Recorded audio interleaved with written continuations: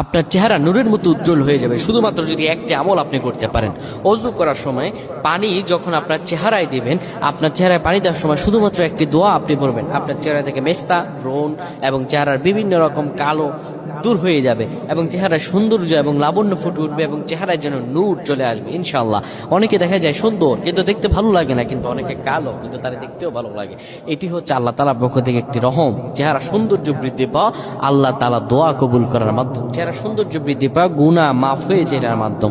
প্রিয় ভাইরা আমার, এটা অত্যন্ত গুরুত্বপূর্ণ আমল, সকলেই করবেন। যখন আপনি অজু করবেন, অজু করার সময় পানিটা যখন চেহারায় দিবেন, ওই পানির মধ্যে 3 বার পরে ফু দিবেন। আল্লাহু নূরুস সামাওয়াতি ওয়াল আরদ আল্লাহুম্মা ইগফিরলি, আল্লাহু নূরুস সামাওয়াতি ওয়াল আরদ আল্লাহুম্মা ইগফিরলি। এই দোয়াটি 3 বার পরে সেই পানির মধ্যে ফু দিয়ে পানিটা চেহারার মধ্যে লাগাবেন। আমার আল্লাহ আপনার চেহারা